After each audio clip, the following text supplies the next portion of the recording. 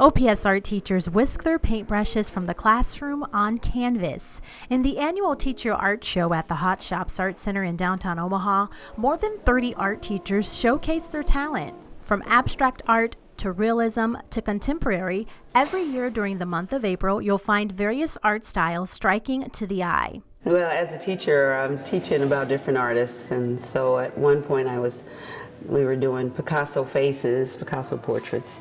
So this was inspired by Picasso, Girl Before the Mirror, and with a split face, and showing her feelings. Sharon Reed is an art teacher at Standing Bear Elementary. Her colorful portraits are full of shapes, texture, glitter, and glitz. I like the big eye effect. I don't know why. I think the eyes are the mirror to the soul, and it really shows expression. I just was having fun looking at different hairstyles, trying to show ethnicity in my artwork too. I was looking at all different styles that African Americans are wearing these days, and so I wanted some of that to show up in my artwork too.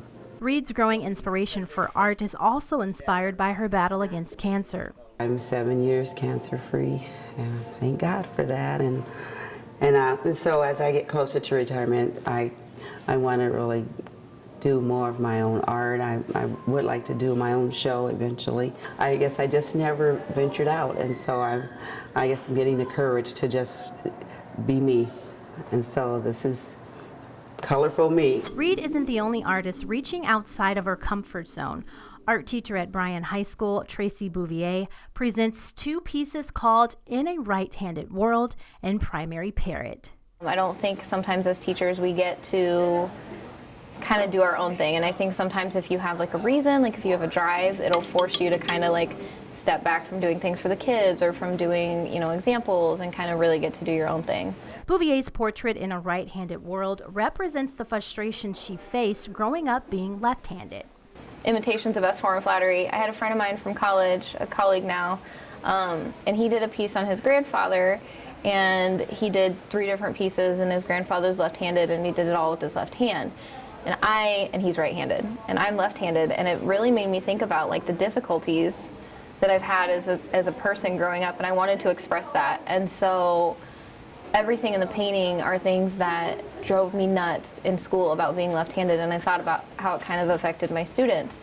Having to sit at right-handed desks or writing in 3-ring binders. Little things, all your phone stuff is, kind of made for a right-handed person.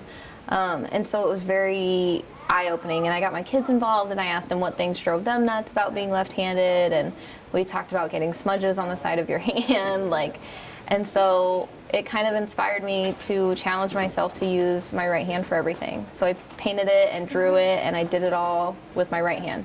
The task was difficult for Bouvier, but the outcome is impressive. I can be very realistic and I can be very abstract. It just depends, but I'm very meticulous in my work. I do small, tiny little time-consuming things. From expressionism art to realism, Karen Bertelson of Beveridge Middle School brings a different form of painting.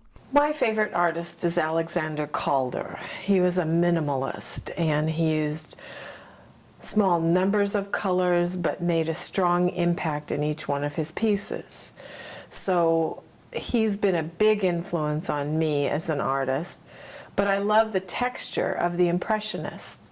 So I've developed my own texture, teeny tiny dots that I put on the canvas. So I combine the texture of the Impressionists with the inspiration of Alexander Calder and his minimalism.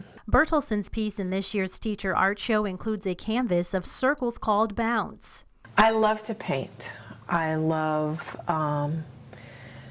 industrial modern looks, and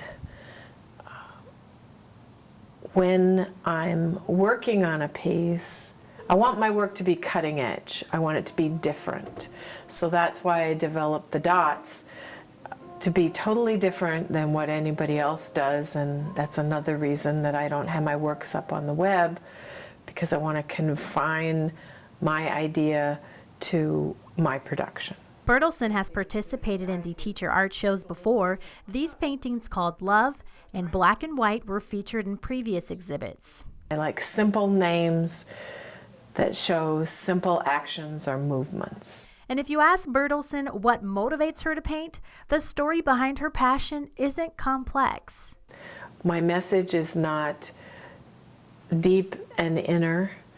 It's very simple, but when it comes to paintings and artwork that I live with, I want things simple because I want to be able to go in my home and relax. While the stories behind their paintings are all different, there's one thing art teachers have in common. Whatever inspires them in the moment, they know when to put their paintbrush to canvas and release a beautiful, vibrant story.